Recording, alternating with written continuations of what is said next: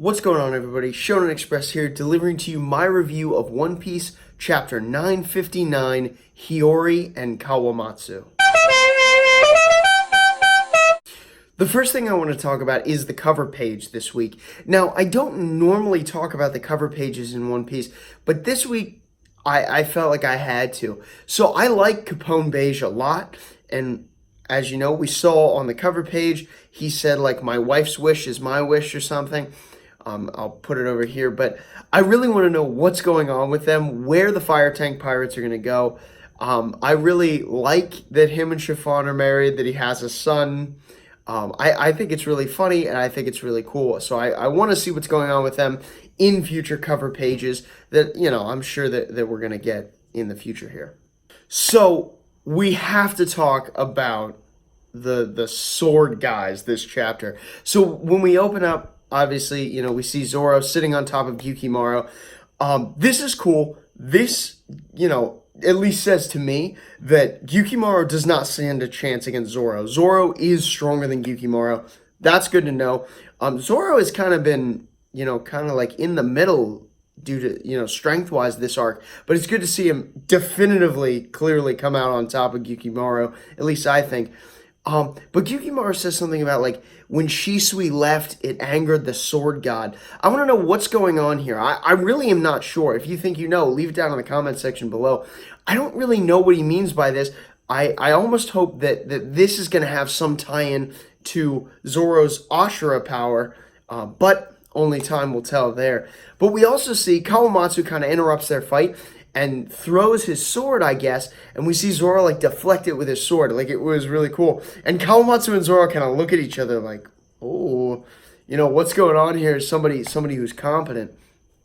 I thought that was really cool, that Zoro was able to do that. Zoro was really in a good light this chapter. You know, we saw him really, you know, show that he's a competent swordsman, one of the best swordsmen. I mean, obviously Zoro will be the greatest swordsman in the world someday, so it's good to see him definitively stand on top of a lot of other swordsmen. And the other thing that I thought was interesting about this first little part is we got to know that Kawamatsu is a fishman, or at least Zoro says he's a fishman. I was kind of wondering if he had some kind of devil fruit, like zone-type devil fruit that gave him Kappa powers, or if he was maybe a mink of some kind of frog mink, or if he was a fishman, but it appears as if he's a fishman. At least Zoro says that. I'm going to take that as fact unless it's contradicted somewhere else, that he really is a fishman. And it would make sense that the people of Wano call him a Kappa, a mythological creature, because being an insular nation, they may not have seen fishmen ever before. So Kawamatsu could definitely be a unique thing to them. But I thought that was interesting this chapter as well. There's a couple things I want to touch on in Onigashima. The first is Big Mom. She has been fighting against Kaido, or Kaido and her have been fighting for what appears to be a whole day now. This, I think, is awesome for Big Mom. I think a lot of people have Kaido on this pedestal. I mean, we're told, you know, he's the strongest beast in the world. So we have him on this pedestal of strength. But, you know, Big Mom, I think a lot of the community, the One Piece community, thought that she was weaker. It's really good to see her clashing with Kaido for a full day. I really like this. It makes her seem way stronger than a lot of us thought, than even I thought. So I'm glad to see that they're, like, about even. That's really cool. I hope we get to know more about the Rocks Pirates, maybe through this confrontation later on. But as it sits right now, I thought it was really cool. Also, the other thing on Onigashima that I thought was very interesting is Queen. I think Queen is an awesome character. This, like, you know, he tells the men, like, we can't leave, you know, what kind of men would we be if we leave? And then he's trying to find ways to get out by calling Udon and stuff. I really think that Queen is a funny character, and I think he's an interesting character. I'm glad that he is not just like kind of like Jack was, just like stern and like powerful, but he's also not weak and funny. He's not a comic relief character. Queen packs a punch for sure. It's very cool to see that. I like the mixture that they found with Queen. He's funny and he's powerful. I really like that about Queen. I really think that Caribou's playing a bigger part in this arc than I ever thought he would, than I thought he would play for the rest of the manga of One Piece at all. I really honestly forgot about Caribou for a long time, but clearly he's an important character. He's done important things, and I clearly he's going to be part of the Resistance in Wano. I really don't think this is kind of like a betrayal kind of thing. I think he wants a favor. He said something about you owe me one this chapter. I don't know what that is, but I would look out for that. But I really do think, I mean, he's putting in work. So I thought that was interesting. I also thought that Chopper says that the disease was actually easy to cure. The virus of the poisonous bullets or the disease bullets that Queen's men had. He said it was actually easy to cure that virus. Chopper's a great doctor. I'm really glad to see that. I mean, I knew that he was going to be the one to clear that up. But, and I still think that he's going to be responsible for curing the people who have eaten the smiles of their ailments as well. But it's cool to see that he just kind of took out this virus, no problems. Chopper's a great doctor. He knows what he's doing. Also, the only other thing from Udon that I thought was interesting was the four Yakuza bosses that we got introduced to. I thought that they all looked interesting in their own kind of way. I want to know if that big one, the Bloodletter guy, I want to know if he's a mink. He kind of looks like he's got a little rabbit feel to his face.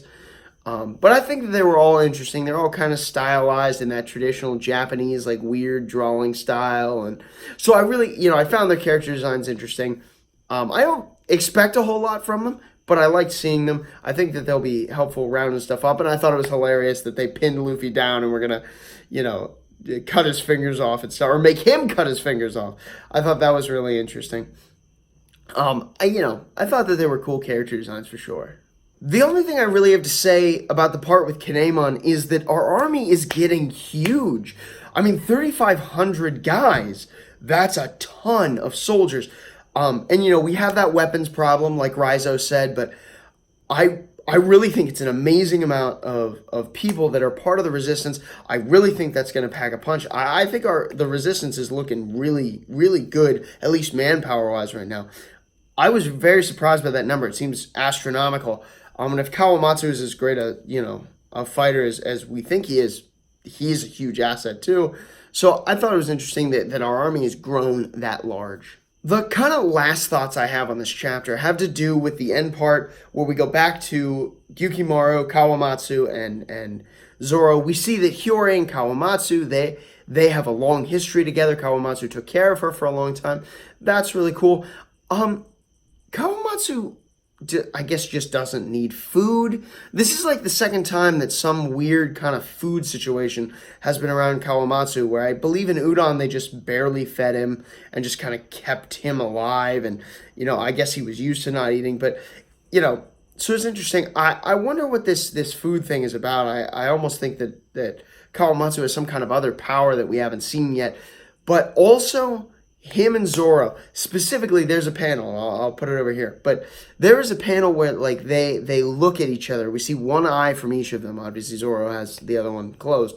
But, we see one eye where they're looking at each other, and almost without words, they know where to hit, they know where to go.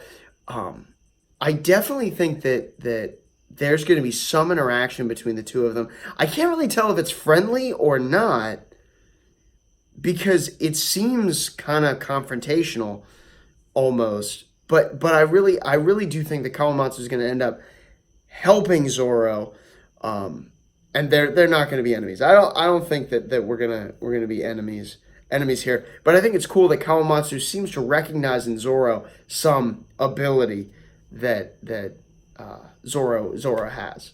Going forward, I think that the blueprints that Kinemon has, that Ashura Doji got, I don't think that those blueprints are going to matter. I think that Big Mom and Kaido are going to destroy the mansion on Onigashima and make it kind of irrelevant that we have the blueprints. I think it's going to be okay. I think that the plan might just have a couple of hiccups then. But I definitely think that the Onigashima will be destroyed. I think the Big Mom and Kaido fighting, I think eventually they'll stop because I don't think we can have a definitive winner. But I think that them fighting is gonna throw this whole plan off, and that's definitely going to be a big part of why the Fire Festival plan doesn't work out perfectly. Also, what is Gyukimaru? I'm really interested to know kind of what his relation is. I think we'll probably get that next chapter. How does he know Kawamatsu? Why is he so interested in collecting these swords?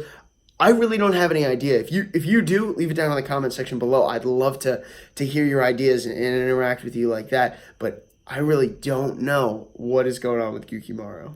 That's all I got for you guys today. Thanks so much for watching. If you liked anything I had to say, like this video and subscribe to my channel. I bring you manga reviews every single week for both One Piece, The Promised Neverland, and Tokyo Shinobi Squad, as well as my weekly manga rankings at the end of the week. So definitely subscribe so that you can stay up to date on all of the content that I put out. Also, leave a comment down in the comment section. I'd love to talk to you about anything about this chapter. If you had any other thoughts that I missed, things I didn't pick up on, please leave it down in the comment section. I'd love to interact with you that way.